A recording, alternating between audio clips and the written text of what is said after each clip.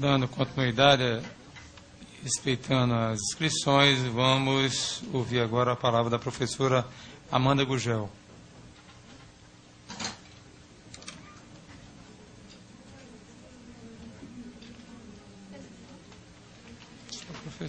Bom dia a todas e todos. Durante cada fala aqui, eu pensava em como organizar a minha fala, né? Porque, assim, são tantas questões a serem colocadas e tantas angústias, né, do dia a dia, de quem está em sala de aula, de quem está em escola, e eu queria, pelo menos, conseguir sintetizar minimamente essas angústias. Mas também, como as pessoas apresentam muitos números, e como sempre colocam, os números são irrefutáveis, eu gostaria também de apresentar um número para iniciar a minha fala, que é um número composto por 3 algarismos apenas, bem diferente dos outros números que são apresentados aqui com tantos algarismos, que é o número do meu salário, né? Um 9, um 3 e um 0. Meu salário base, R$930. E aí eu gostaria de fazer uma pergunta a todas e todos que estão aqui, sim, em nível superior, com especialização. Se vocês conseguiriam, mas também respondam só se não ficarem constrangidos, obviamente. Se vocês conseguiriam sobreviver ou manter o padrão de vida que vocês mantêm com este salário? Não conseguiriam. Certamente, esse salário ele não é suficiente para pagar nem a indumentária, né, que os senhores e as senhoras utilizam para poder frequentar esta casa aqui. Não é? Então, assim, a minha fala não poderia partir de um ponto diferente desse, porque só quem está em sala de aula, só quem está pegando 3 ônibus por dia para poder chegar ao seu local de trabalho, um ônibus precário, inclusive, é que pode falar com propriedade sobre isso.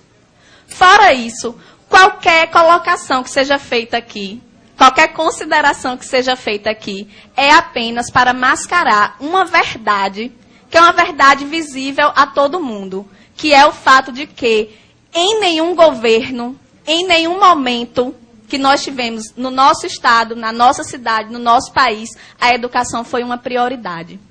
Em nenhum momento.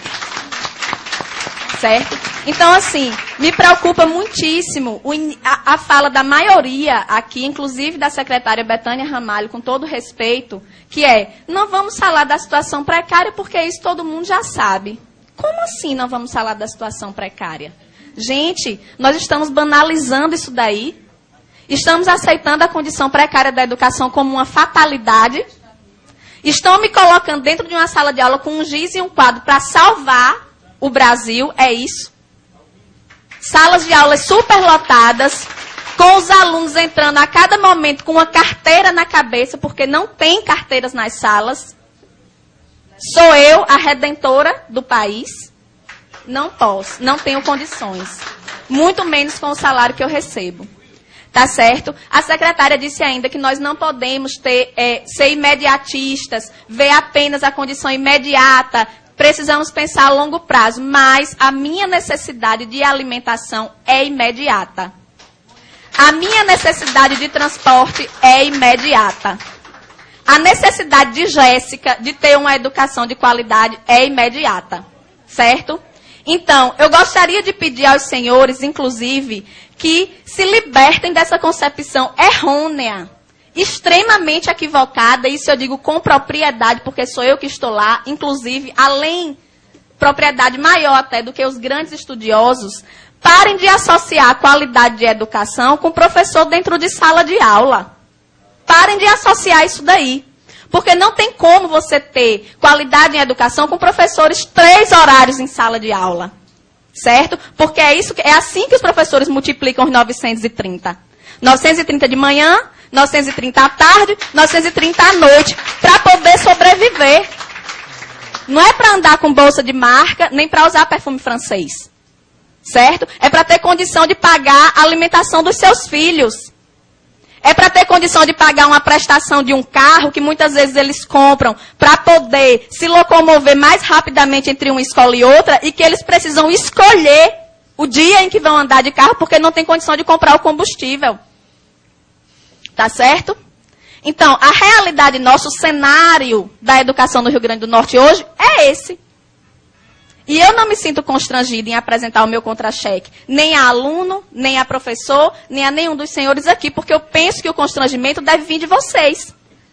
Sinto muito, eu lamento, mas deveriam todos estar constrangidos, entende? Então, assim, entra governo e sai governo, e eu peço desculpa mais uma vez, Betânia, mas não tem novidade na sua fala. Sempre o que se solicita da gente é paciência. É tolerância. E eu tenho colegas que estão aguardando pacientemente há 15 anos, há 20 anos, por uma promoção horizontal. Professores que morrem e não recebem uma promoção. Então eu quero pedir à secretária, em primeiro lugar, paciência também, porque nós não aguentamos mais esse discurso. Não aguentamos. O que nós queremos é objetividade. Como é que é? Queremos sair desse impasse? Queremos. Mas como? Sem nenhuma proposta, de mãos abanando?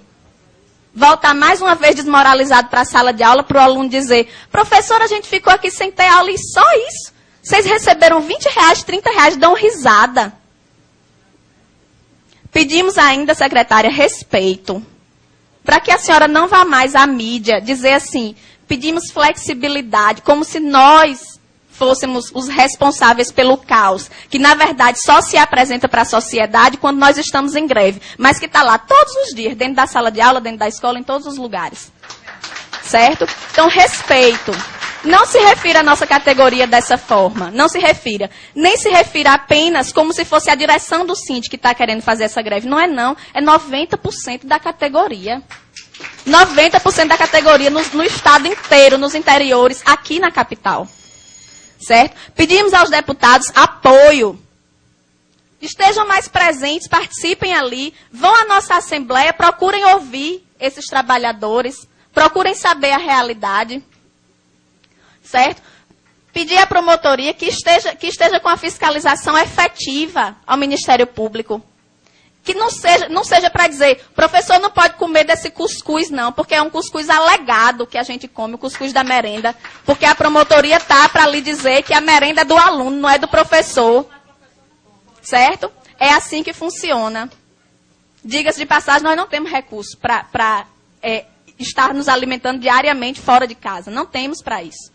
Certo? Então, são muitas questões mais complexas, certo? São muitas questões muito complexas que poderiam ser colocadas aqui, mas, infelizmente, o tempo é curto e eu gostaria de solicitar isso. Em nome dos meus colegas que comem o cuscuz alegado, em nome dos meus colegas que pegam 3 ônibus para chegar ao seu local de trabalho, em nome de Jéssica, que está sem assistir aula nesse momento, mas que fica sem assistir aula por muitos outros motivos, por falta de professor, por falta de merenda, certo? É isso que eu quero dizer.